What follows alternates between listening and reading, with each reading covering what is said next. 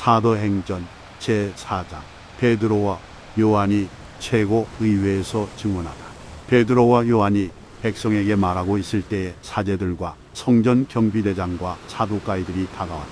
그들은 사도들이 백성을 가르치면서 예수님을 내세워 죽은 이들의 부활을 선포하는 것을 불쾌히 여기고 있었다. 그리하여 그들은 사도들을 붙잡아 이튿날까지 감옥에 가두어 두었다. 이미 저녁 때가 되었기 때문이다. 그런데 사도들의 말을 들은 사람들 가운데 많은 이가 믿게 되어 장정만도 그 수가 5,000명가량이나 되었다.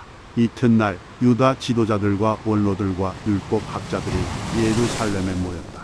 그 자리에는 한나스 대사제와 가야파와 요한과 알렉산드로스와 그 밖에 대사제 가문 사람들도 모두 있었다. 그들은 사도들을 가운데에 세워놓고 당신들은 무슨 힘으로 누구의 이름으로 그런 일을 하였소? 하고 물었다. 그때의 베드로가 성령으로 가득 차 그들에게 말하였다. 백성의 지도자들과 원로 여러분, 우리가 병든 사람에게 착한 일을 한 사실과 이 사람이 어떻게 구원받았는가 하는 문제로 오늘 신문을 받는 것이라면 여러분 모두와 온 이스라엘 백성은 이것을 알아야 합니다. 나자렛 사람 예수 그리스도의 이름으로 곧 여러분이 십자가에 못 박았지만 하느님께서 죽은 이들 가운데에서 다시 일으키신 바로 그분의 이름으로 이 사람이 여러분 앞에 온전한 몸으로 소개되었습니다. 이 예수님께서는 너희 집 짓는 자들에게 버림을 받았지만 모퉁이의 머릿돌이 되신 분이십니다. 그분 말고는 다른 누구에게도 구원이 없습니다.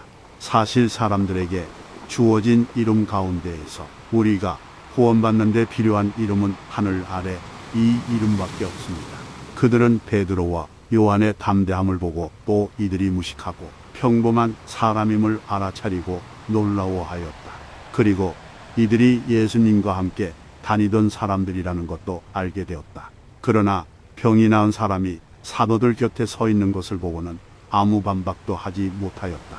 그래서 그들은 사도들에게 최고 의회에서 나가라고 명령한 다음 저희끼리 의논하며 말하였다.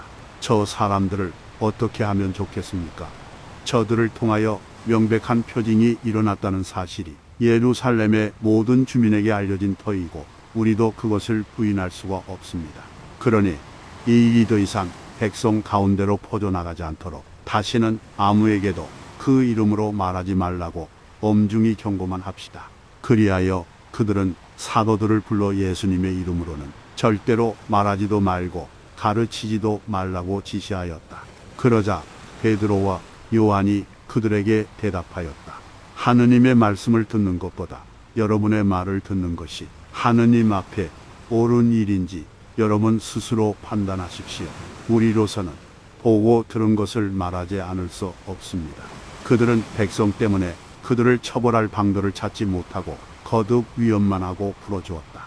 그 일로 백성이 모두 하느님을 찬양하고 있었던 것이다. 그 치유의 표징이 일어난 이는 40살이 넘은 사람이었다. 공동체가 하느님께 기도하다.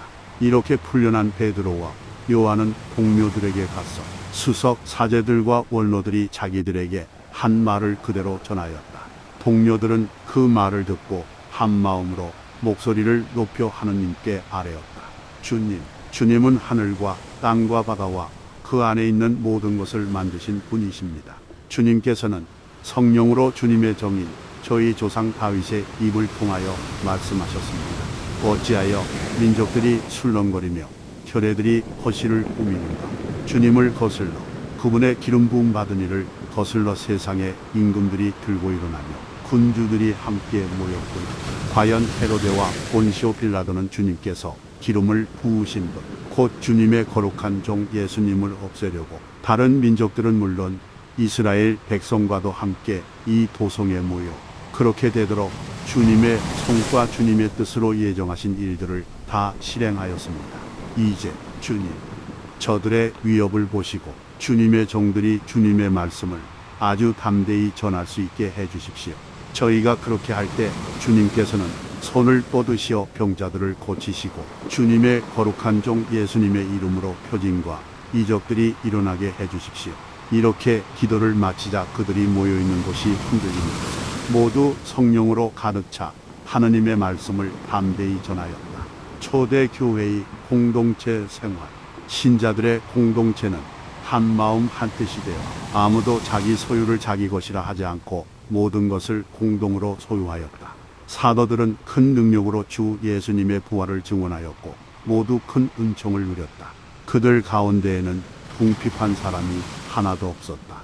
땅이나 집을 소유한 사람은 그것을 팔아서 받은 돈을 가져다 사도들의 발 앞에 놓고 저마다 필요한 만큼 나누어 받곤 하였다.